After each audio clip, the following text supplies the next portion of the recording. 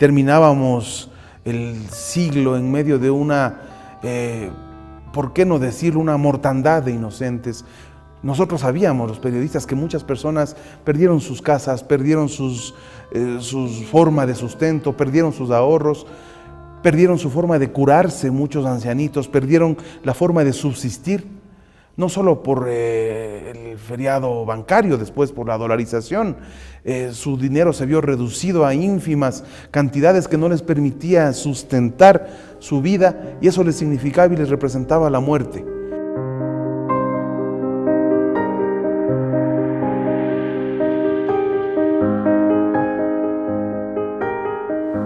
Hoy asumo la presidencia de la República en un país que ha sido golpeado por todos los desastres. Y yo no he sido elegido presidente por el pueblo ecuatoriano para presenciar la disolución del Ecuador. Yo he sido elegido presidente para evitar que este país acabe de hundirse.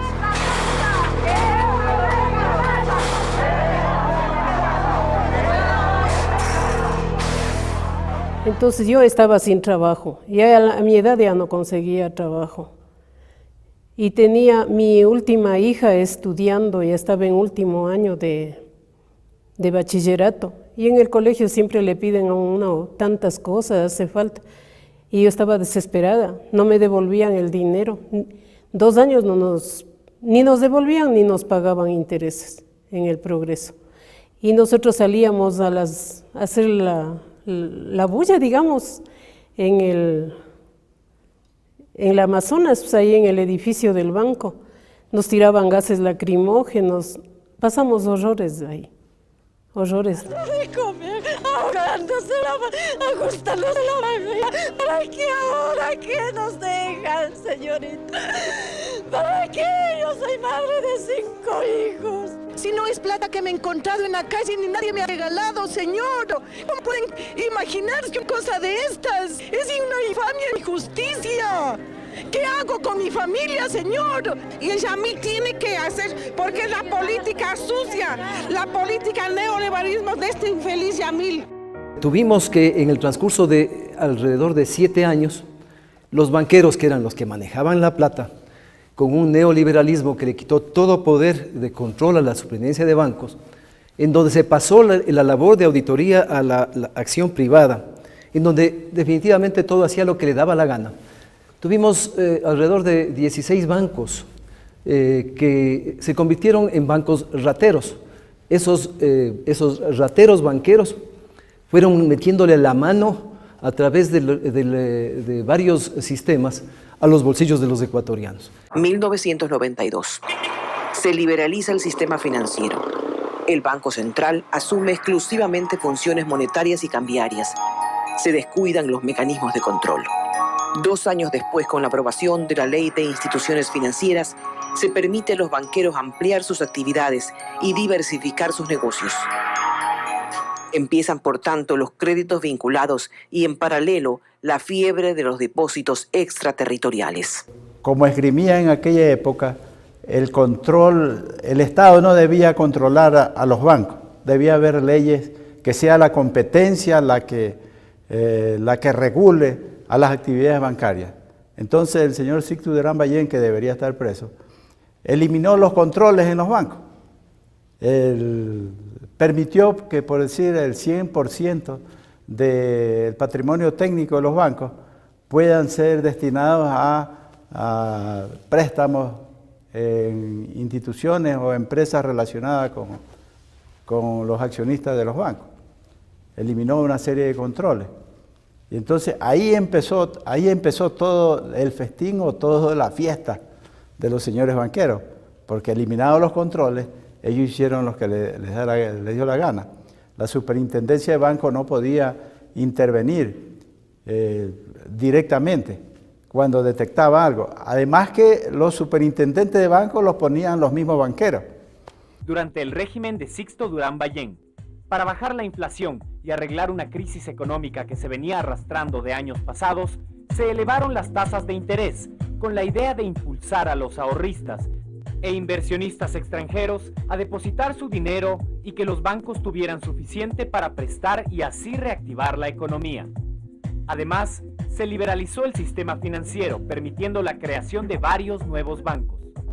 Las tasas de interés para el ahorro llegaron a ser hasta del 270%. La política macroeconómica favorecía la especulación, por lo que era más rentable tener el dinero en el banco que realizar actividades productivas. Pero todo este dinero que entró a la banca no fue bien utilizado. Muchos de los banqueros empezaron a prestarles a sus amigos y a sí mismos, sin pedir suficientes garantías. Así los banqueros se convirtieron en agricultores, en mineros, en camaroneros, gracias a los famosos créditos vinculados. En aquella época, cuando Sixto Durán Ballén, recordemos, funcionaba lo que es la Junta Monetaria, una conspicua representante de los bancos, que había sido presidente de la Asociación de Bancos Privados, la señora Ana Lucía Armijo, fue presidente de la Junta Monetaria. Y el primer banco que quebró, que dio origen a todo el asalto que se suscitó, fue el Banco Continental, ¿no? Donde por primera vez, y aprovechando la ley, lo que permitía la nueva ley de instituciones financieras, hicieron una serie de ingeniería financiera con el objeto de apropiarse los dineros del público. Declaro para todo el mundo que el Banco Central, que ahora es dueño fiduciario del Banco Continental, pasará a ser dueño de pleno derecho. El Banco Continental debe pasar a manos del Banco Central. Se percibe que hay un problema puntual con esa entidad, en cuyo rescate ha acudido el gobierno. Nuestro banco sigue siendo nuestro banco hasta el día en que un juez diga lo contrario. Para dar los préstamos de liquidez, ¿no es cierto?, se hicieron una serie de informes económicos, legales, etcétera, en las respectivas carpetas de crédito para estos bancos que los solicitaron, y gracias a esos informes se entregaron los dineros del pueblo ecuatoriano. Y ahora he visto a muchas personas que se llenan la boca como defensores sociales, pero si se hace una investigación seria, los van a encontrar ahí, firmando esos informes y facilitando ese tipo de créditos, en ese entonces llamados de liquidez, que sirvieron para que nos estafen a los ecuatorianos, ¿no? Fíjese cuál era el sistema: la concentración de créditos a través de la creación de firmas de papel, ¿no es cierto? Y sacaban los préstamos de redescuento del Banco Central del Ecuador para entregarles a esas firmas de papel a un interés privilegiado, porque el Banco Central del Ecuador les daba, por decir, al 12%, mientras que en el mercado estaba al 62%, 70% el interés, ¿no? Esa era la manera de saquearnos, pero nadie dijo nada. El saliente gobernador de la provincia del Guayas ha sido designado como pieza clave del gobierno en el manejo del área de las finanzas. Es uno de los banqueros que estuvo justamente en el gobierno de Maguad. Y Guillermo Lasso tiene, como él le parece que es bien católico, tiene un pecado mortal. El pecado mortal de él es el haber participado en eso. Y no solamente en eso, sino también haber participado en la Junta Monetaria cuando se determinó la responsabilidad del Banco Continental de los hermanos Ortega. En resumen, no creo yo que Diosito baje desde los altares a darles bendición a todos esos angelitos para convertirles nuevamente en gente que pueda optar a entrar al cielo. Apuntes de Hernán Ramos, por los laberintos del banquero Guillermo Lasso. En marzo de 1996, el Banco Central, cual bombero improvisado, apagó el fuego y tomó el control del grupo financiero hasta entonces propiedad de los tristemente célebres hermanos Ortega Trujillo. Para evitar la quiebra del monstruo de papel, el Central inyectó capital fresco ahí donde la prestante familia había dejado despojos. El Banco Central usó un crédito subordinado para frenar el tsunami que todos los banqueros privados temían. De esto y más estaba perfectamente informado Guillermo Lasso, en su doble condición de cabeza del Banco de Guayaquil y sobre todo como vocal representante de la banca privada en la Junta Monetaria. Ocupó ese cargo entre 1994 y 1996. Por tanto, Lasso tuvo activa participación en el proceso de salvataje del Banco Continental. Al final, La operación Banco Continental se concretó. Los Ortega Trujillo salieron del negocio luego de comprobarse que, a través de una sofisticada ingeniería bancaria, habían vaciado el patrimonio de la entidad. La gente lo que se preguntaba era quién sí tenía información, y con el paso del tiempo y después de realizar las investigaciones, tomando en cuenta el momento que vivía Yamil Maguad tan comprometido con los banqueros, quienes sí tenían toda esa información eran todo el sistema financiero, todos los dueños de los bancos que estaban en ese momento, formaban parte de su gobierno. El propio Guillermo Lasso, vinculado al Banco de Guayaquil, era en ese momento superministro de Economía. Vamos a sanear la economía y a controlar el déficit fiscal. Seremos disciplinados y coherentes. Aspiramos al final de estos 4 años a entregar un país con menos del 10% de inflación. Realmente constituyó un saqueo bancario, un saqueo.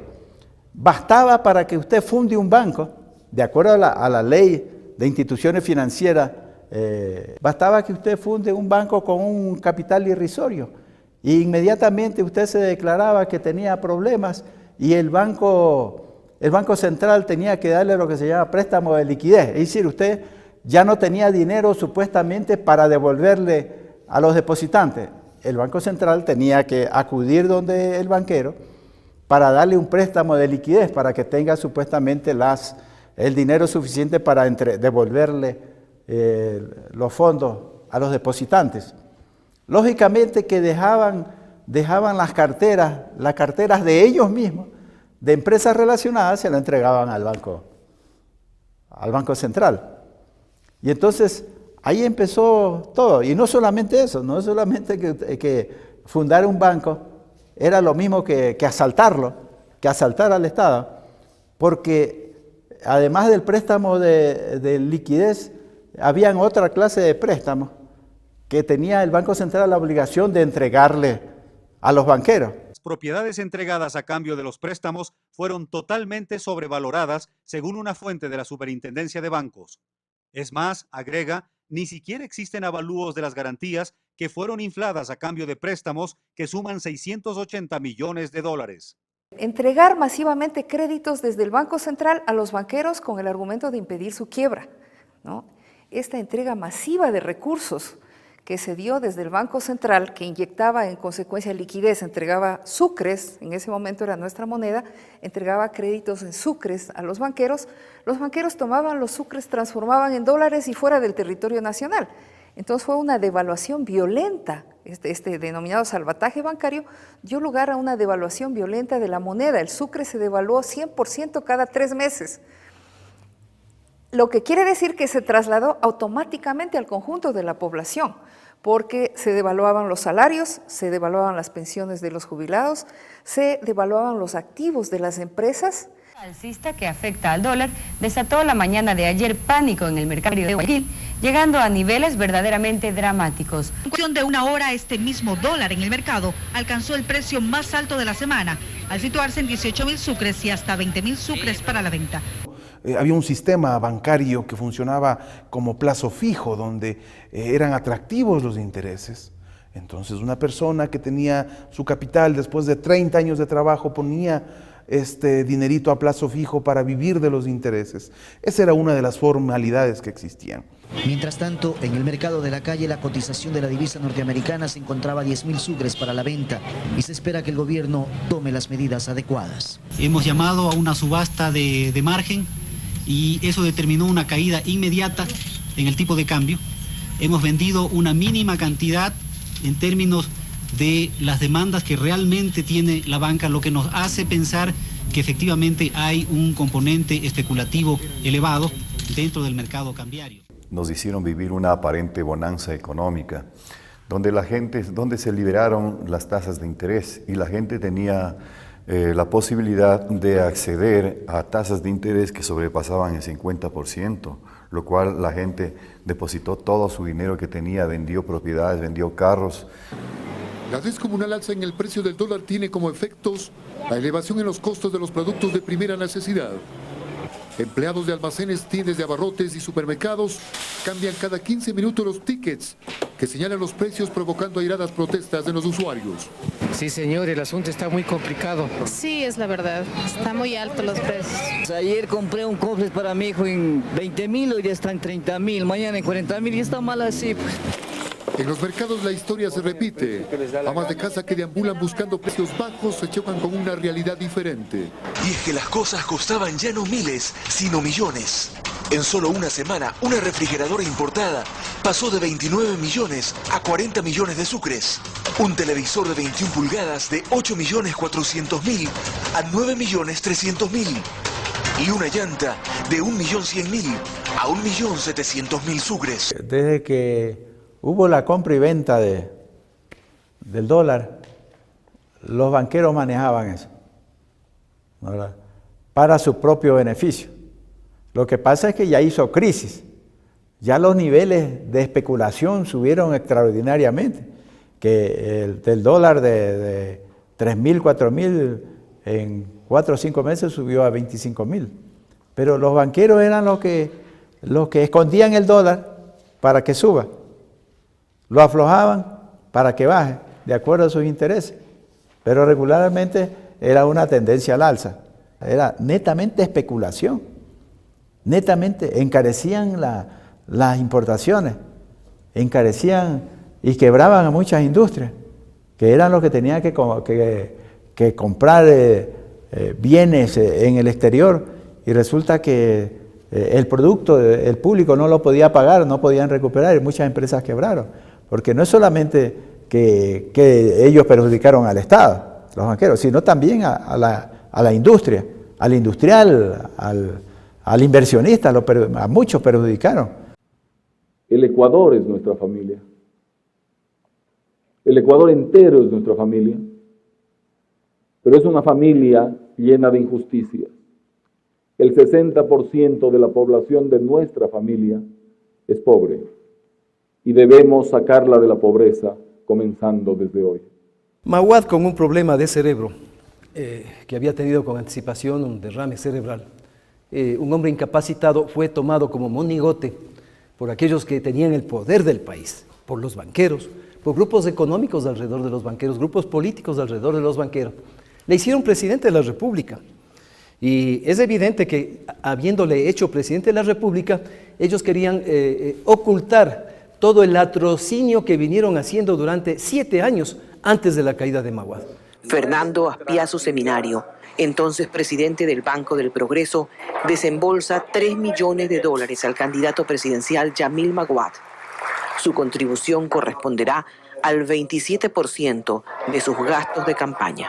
Recuerde usted que quienes manejaban la cosa pública en ese entonces, en el gobierno, teníamos 5 banqueros. 5 banqueros teníamos en ese entonces. Y ellos manejaban básicamente donde estaba la plata, incluyendo como inicio la parte de lo que era el Consejo de Modernización del Estado, usted recordará.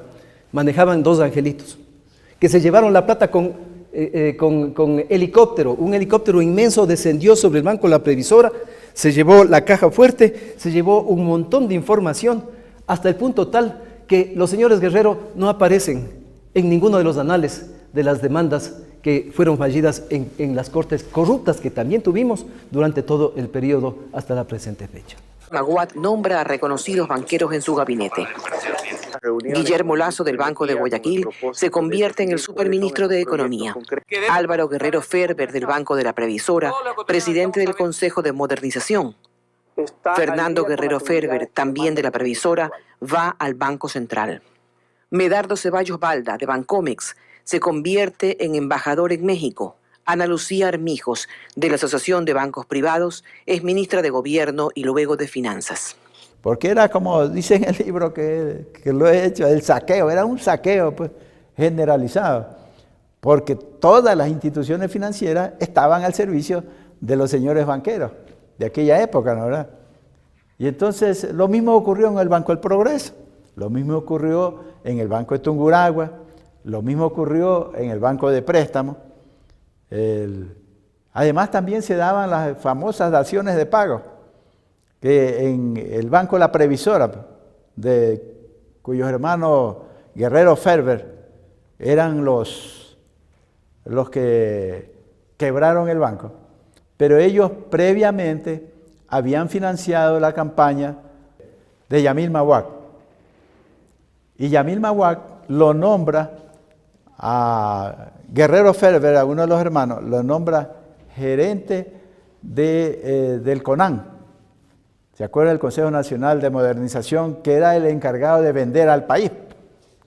Casi querían vender hasta el Palacio de Gobierno. Por ahí salió un avisito, dice, se vende país y se vende con vista al mar.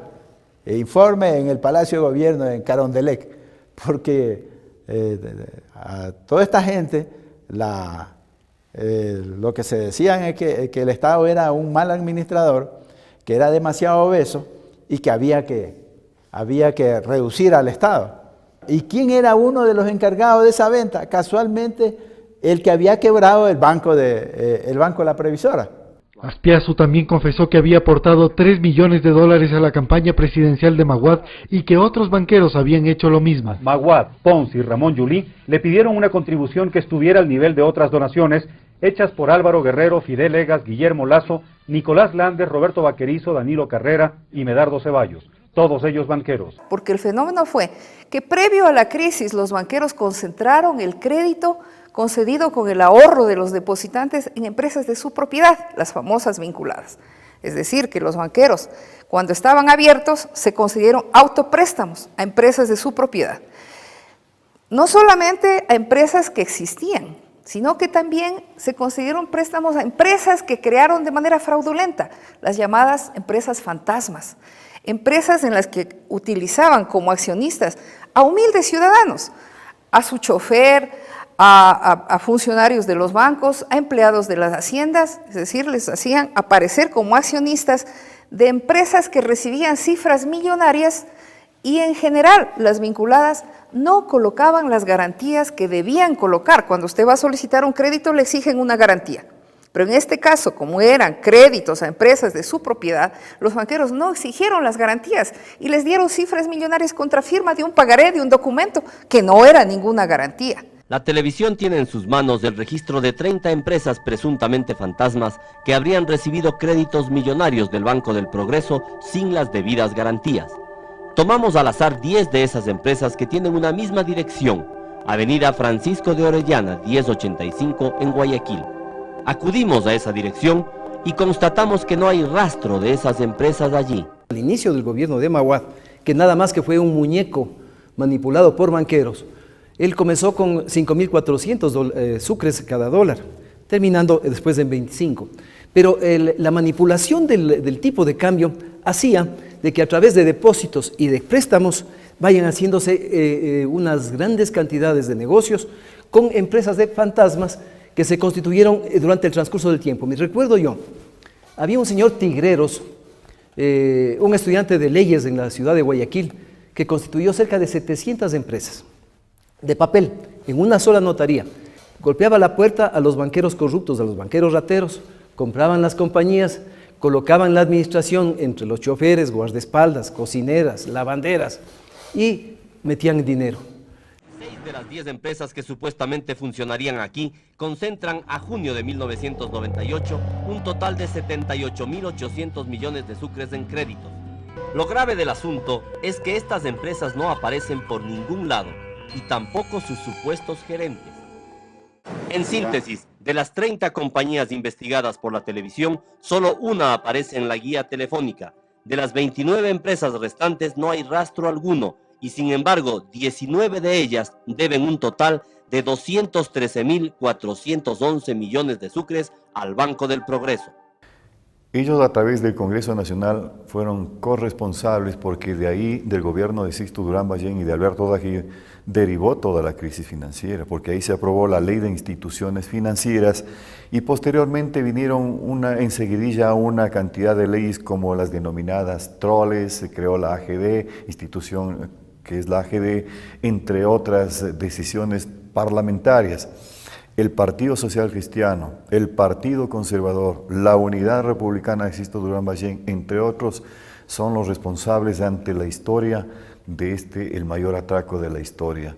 Ellos trataban de mandar mensajes de tranquilidad, que el país necesitaba un replanteamiento económico, que necesitaba una reestructuración de sus leyes con la finalidad de darle más sustento, una estructura económica, y que además nos prometían bonanza. El Partido Social Cristiano es corresponsable de esto. El día de mañana enviaré al Congreso el proyecto de ley sobre el sistema financiero. Es una ley sumamente importante y al mismo tiempo es sumamente técnica y sumamente precisa. Yo cubría la acción legislativa del Congreso Nacional y más allá del reclamo de la gente, lo importante es las acciones que se dieron en el Parlamento en ese entonces Congreso, como para ir consolidando esta acción de la banca. Yo recuerdo que hubo ocasiones en las cuales, entre gallos y medianoche, como se dice, los en ese entonces congresistas llegaban con los documentos ya elaborados para debatirlos y aprobarlos entrada la noche, a altas horas de la madrugada, y ese tipo de leyes iban consolidando el tinglado en donde después las acciones de los bancos podían ejecutarse. La noche del 26 de noviembre de 1998, una mayoría de legisladores, socialcristianos y demócratas populares, sin el apoyo de la minoría que abandonó la sesión, ponía el visto bueno al artículo 22 de la Ley de Reordenamiento en materia económica en el área tributario-financiera. La minoría advertíamos, porque yo formaba parte de la minoría, que tras la aprobación de esa ley habían intereses muy poderosos, contrarios a los intereses del país, que estaban impulsando el debate y la aprobación de esa ley. Se creaba la AGD, con los votos socialcristianos y demócratas populares, que en el Congreso se conocían como la aplanadora. Eso, controlar de verdad, permanente y preventivamente, para no remediar después, pero a su vez no ser un vehículo para pretensiones protervas en el área financiera. En esa misma ley, el Congreso aprobó una iniciativa del diputado socialcristiano Jaime Nebot para aplicar un impuesto a la circulación de capitales, lo que se conoció como la Ley Nebot, el 1% a todo tipo de transacción bancaria. Fue un debate larguísimo, que se prolongó hasta la madrugada. Y recuerdo yo los partidos políticos cómo se organizaban para elaborar de manera conjunta este argumento legal que les permitía después legalizar lo que iban a hacer.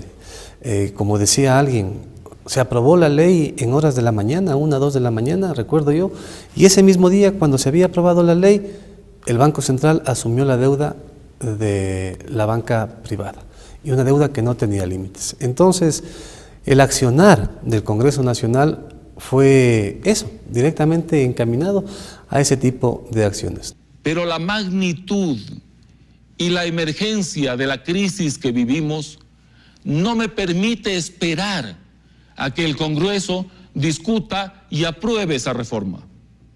No tenemos más tiempo. Y en este punto es donde el presidente decidió actuar de inmediato, hasta que el Congreso aumente el IVA en 5 puntos. Tiene 30 días para ello. Las gasolinas sufren un incremento considerable. Para nosotros, gobernar es comunicar. Hablaremos siempre la verdad. Alguien sacó el rumor de que se producía un feriado bancario, la gente se asustó y retiró depósitos. No hay ninguna posibilidad, ninguna idea de que ese feriado pueda producirse. Gente o tonta o perversa que se ha dedicado en la mañana de hoy a lanzar una bola cuadrada en el sentido de que el próximo día lunes habrá nuevamente un feriado bancario y habrá congelamiento de cuentas en el sistema bancario del país. Quiero negar en forma total, rotunda y absoluta esta perversa versión y manifestarles que efectivamente no hay principio ni asomo de que se piense tomar ese tipo de medidas. Desmintió además una posible incautación de divisas, rumor al que también se atribuyó la elevación del dólar. El ir a una incautación es el antimercado, está completamente fuera de la filosofía de gobierno. Sin embargo, apenas habíamos llegado al mes de marzo del 99, el 5 de marzo recuerdo que se había dado el primer decreto. Un primer decreto donde se ordenaba el congelamiento bancario y la conmoción fue terrible. Posiblemente nosotros los periodistas lo que veíamos en la calle, y no sé por qué, o tal vez sí lo sabemos, no se reflejaba en los medios de comunicación. Esa alarma social que se vivía en las calles, que nosotros podíamos percibir, oleadas de manifestantes, me acuerdo la marea amarilla de los taxis que se tomaron la ciudad como parte de los eventos de aquella época, haciendo memoria, y eso no se reflejaba en los periódicos, en las pantallas, no se reflejaba en los medios de comunicación, era como una complicidad que uno lo sentía, ¿no? Uno es un obrero de la comunicación, un obrero de la televisión en este caso. Se hacía las coberturas, se trataba de contar las historias, pero cuando se llegaba ya a ciertas élites de la información, hasta ahí nomás llegaba, y eso era realmente frustrante, ¿no? Porque nosotros veíamos una cosa, como les digo, en las calles y ocurría otra en el entorno social. Era como un complot para que todo sea silenciado y callado en ese mes de marzo, entre el 5 y el 11 de marzo, donde fueron los decretos claves de Maguad que propiciaron el feriado bancario y el congelamiento de los recursos de los ecuatorianos.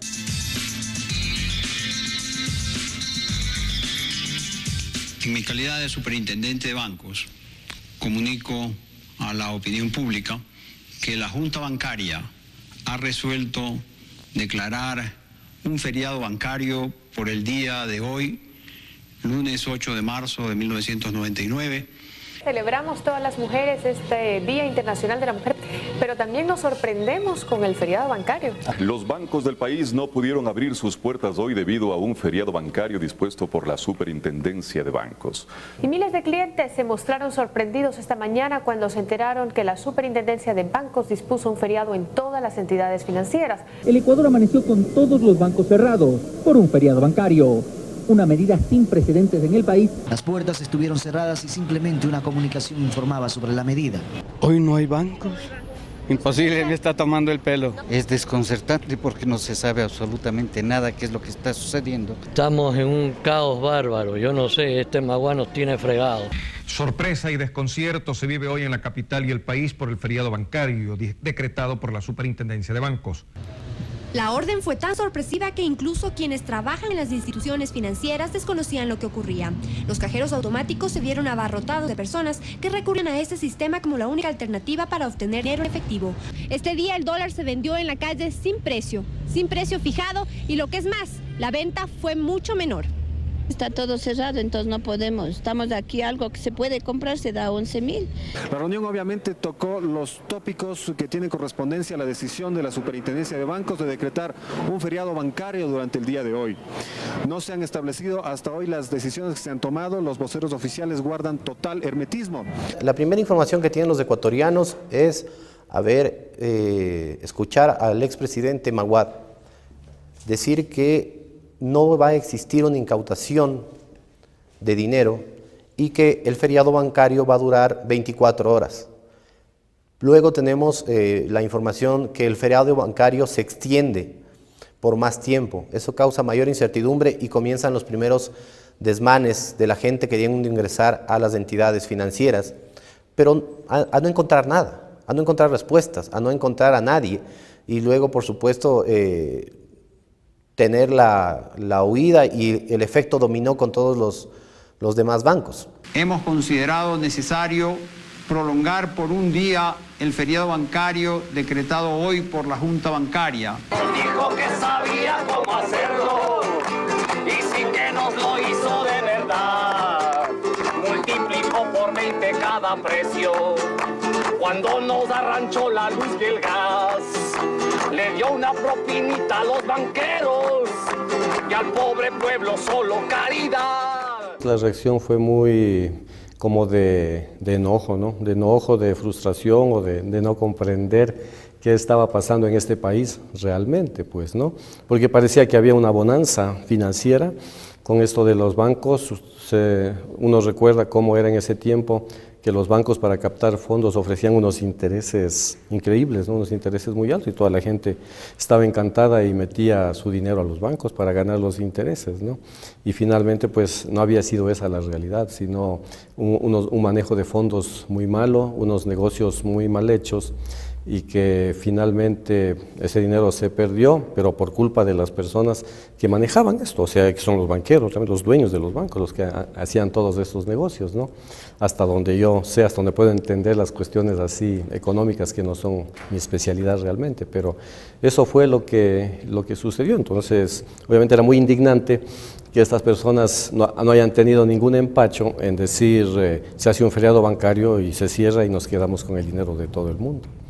Justamente el día viernes vino a renovar la póliza y le obligaron a que abra una cuenta de ahorros para pagar los intereses. Y dijeron que el lunes podíamos venir a retirar los intereses, pero resulta que el día lunes ya está cerrado el banco. O sea, esta situación estuvo ya planificada y esperaban que hasta el día viernes la gente siga incrementando sus ahorros para después decir que el banco está en quiebra. Yo vine a renovar y me obligaron hasta que pongan en libreta de ahorro los intereses. Yo dije, denme un cheque para yo retirar, que no, que tiene que pasar la libreta de ahorro. Hemos llegado a un momento en que el pueblo ya no cree en las entidades crediticias. Marta Rodríguez es una cliente jubilada de Filambanco, cuyo esposo tiene graves problemas de salud. Junto a él, doña Marta abrió una póliza de acumulación en la entidad estatal y hoy no sabe cuándo mismo recuperará sus ahorros. Eso es como cuando yo me compro un guacho de la lotería. ¿Quién me asegura que yo me saco? Y como ella, son decenas de perjudicados de Filambanco que se reúnen constantemente en cualquier lugar de Quito en espera de una respuesta. Personas, algunas de la tercera edad, con pólizas de hasta $36,000.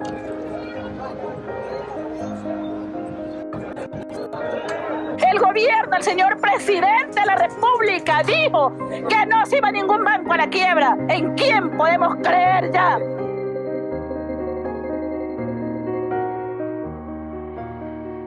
Lo que pude yo constatar era dolor y lágrimas. Vi inclusive a muchas personas de la tercera edad, de la edad adulta mayor, caer desmayados en las puertas de los bancos cuando le cerraban o no le daban una respuesta frente a esa realidad.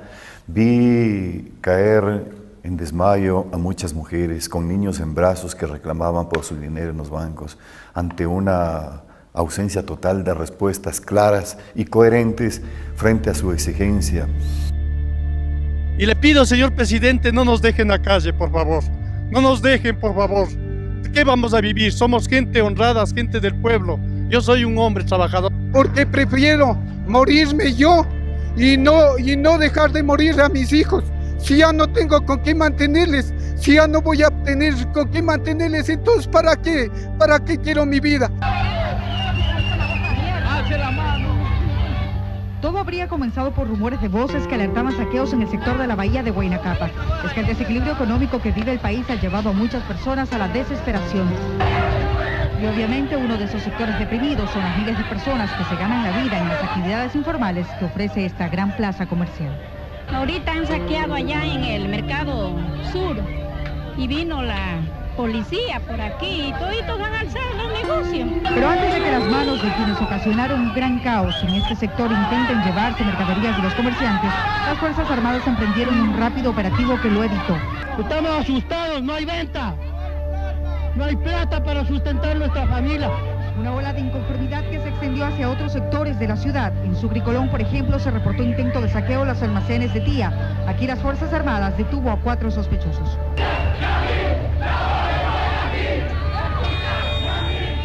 Yo conocí el caso de una señora que vivía en una casa de clase media, 4 habitaciones, con sus 2 hijos. Tuvieron que arrendar esa casa para poder vivir y ella con sus hijos ir a una zona marginal a arrendar una pieza para poder subsistir con el arriendo de la casa. Al final las deudas fueron tan intensas que perdieron también la casa y Dios sabe qué les pasó a esa familia, ¿no? Buenas tardes, amigos televidentes, bienvenidos a la segunda emisión de El Noticiero. El cierre del Banco del Progreso ha convulsionado a la ciudad de Guayaquil. Así es, Pedro, buenas tardes. Dinos al momento cuál es la situación del banco y en particular de esos más de 700.000 depositantes. ¿Qué tal, Marisabel, Andrés, amigos televidentes? A esta hora, exactamente las 13 horas con 16 minutos, nos encontramos, como pueden ver, al pie de la matriz del Banco del Progreso, aquí en la ciudad de Guayaquil. Es el nuevo edificio inaugurado hace unos pocos meses, ubicado en la avenida Francisco Orellana. Por la novedad de que han cerrado el banco y yo a mí me toca renovar la póliza y también tengo un ahorro aquí, también de una niña mía. Y entonces, pues, ahora y mañana me doy con la motiva sorpresa de que habían cerrado el banco. A la concentración que se dio en la matriz del Banco del Progreso le siguió una marcha civil que avanzó algunos kilómetros, desde la avenida Francisco de Orellana hasta el centro comercial y bancario de la ciudad. El recorrido estuvo encabezado por el presidente ejecutivo del Banco del Progreso, el doctor Fernando Aspiazu, quien, motivado por la propia multitud, se dirigió al domicilio del alcalde León Febres Cordero para solicitar su respaldo y acordar un posterior encuentro. Para entonces, el ingeniero León Febres Cordero dio a conocer sus primeras reacciones respecto a la situación del Banco del Progreso. Ustedes me conocen, yo no me ahuevo jamás. El medio de comunicación en el que yo estaba era un medio directamente vinculado al Grupo Isaías, era un medio del Grupo Isaías. Y nosotros teníamos la disposición de hacer la cobertura de acuerdo a la línea editorial del medio de comunicación al cual representábamos en ese entonces. Y el medio de comunicación representaba los intereses del Grupo Financiero. Tenemos que irnos al Estado federado, ¿verdad? ¿Qué dice? A una consulta para Estado federado. A ver, vamos para atrás, entonces, vamos para atrás. ¿Estado federado, sí o no? ¿Qué dice el señor? A ver, ¿Estado federado, sí o no? Hable, señor, hable. ¿Qué dice usted? ¿Estado federado, sí o no? Estado federal. Estado federal para consulta para Estado federal, señor. Consulta. Nosotros queremos la consulta, pero hay un detalle. Esa consulta tiene un costo y puede ser un costo social adicional. ¿Ya? Yo pienso que la consulta popular se está dando en estos momentos. Aquí está la consulta popular. Aquí está el Guayas, Distrito Federal. Eso es lo que queremos. Correcto, Guayas, Distrito Federal. Guayas es el único que sale adelante. Bien, consulta popular para Estado federal. Claro, sí. Consulta popular para Estado federal. A ver, déjeme pasar por aquí, por favor. También había el caso de personas que por su edad avanzada en el transcurso de todos estos años fallecieron, algunos, y no alcanzaron a ver la devolución de su dinero que se dio al final, ¿no? Quisiera que por lo menos venga el cadáver para poderle enterrar aquí mismo. El sufrimiento que no tenía esa plata y él se ha matado.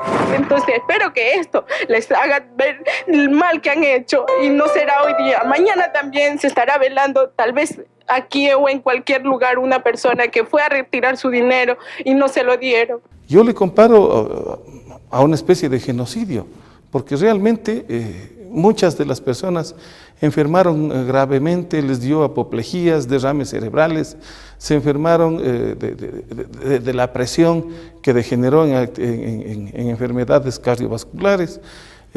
Otras personas murieron, fallecieron de la impresión, ¿no es cierto? Les daba un ataque al corazón y fallecieron. Eso fue realmente horroroso. Y es un sentimiento que se vaya la plata así tan mal. Tanto sufrimiento que nos causó a nosotros trabajar. Yo tengo 61 años, no soy retirado, pero he ahorrado mi plata trabajando y luchando.